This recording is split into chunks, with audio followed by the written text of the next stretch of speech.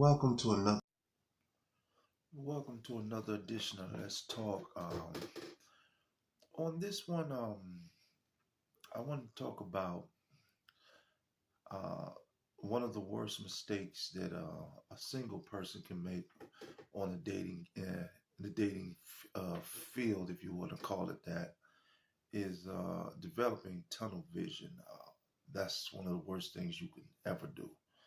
Um, and I'll explain. Tunnel vision is basically when you set your sights on a particular person or persons.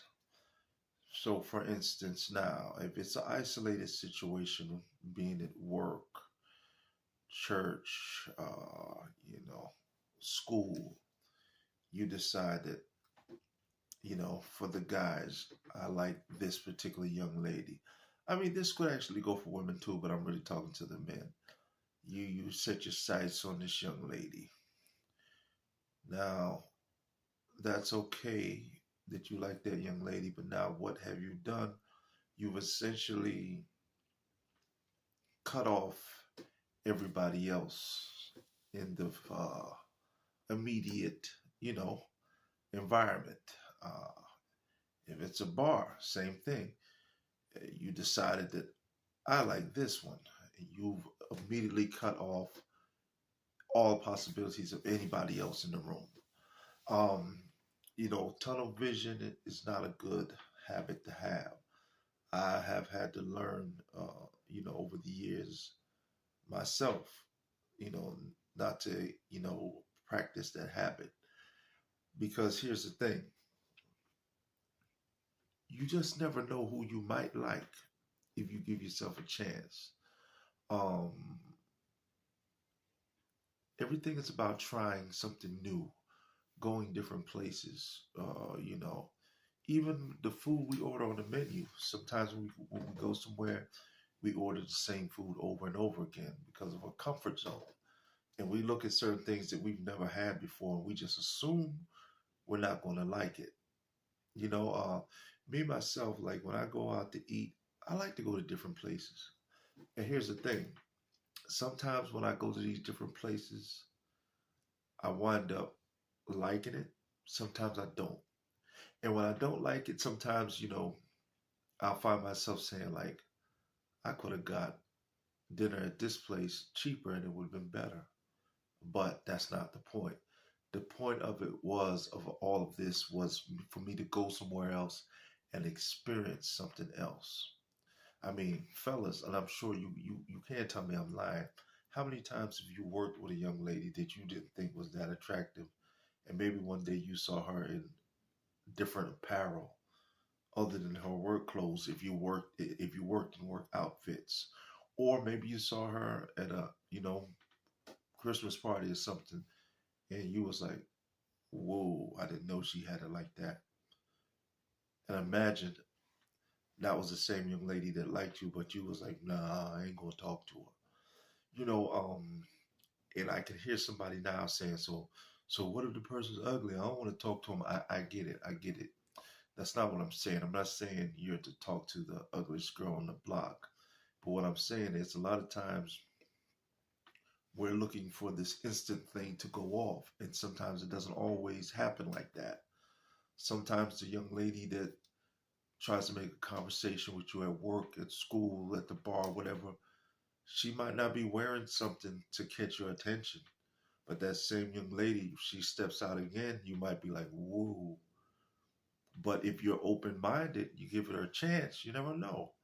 I mean, what's the worst that can happen? You meet up with her and, a couple times and you're like, okay, I wasn't there. It wasn't there. It's no different than going to a different restaurant. It's not a bad experience that you didn't enjoy the food.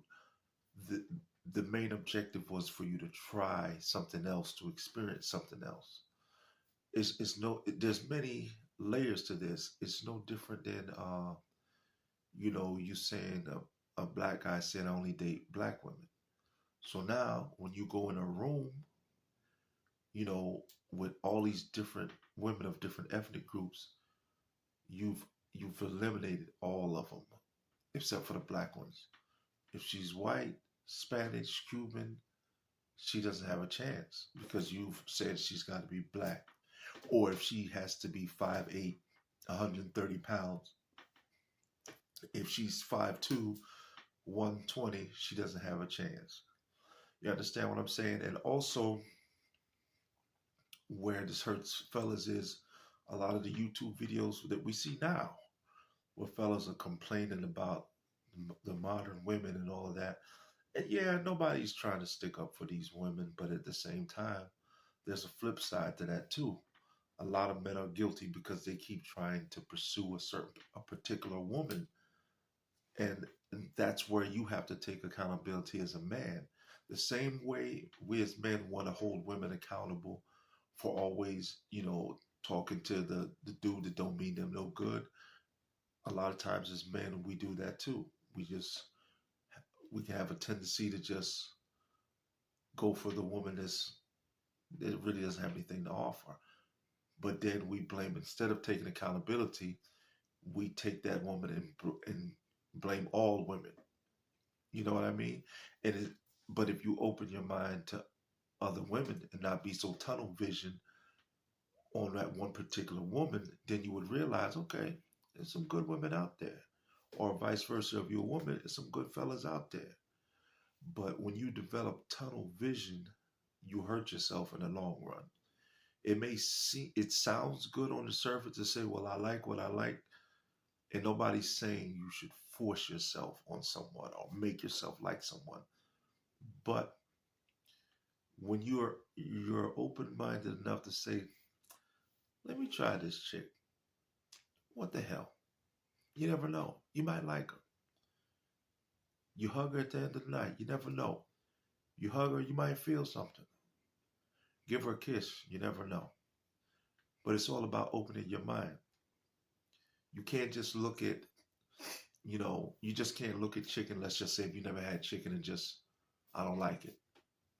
How do you know? You never tried it. This is just something you put in your mind. You don't know. You know what I mean? So tunnel vision is something that, people that are looking to meet people, have to look at, because a lot of people suffer from tunnel vision. And when you don't suffer from tunnel vision, you open yourself to a lot more possibilities in the dating game. Don't forget to subscribe, and comment. And as always, peace, love, and whatever else you think of love.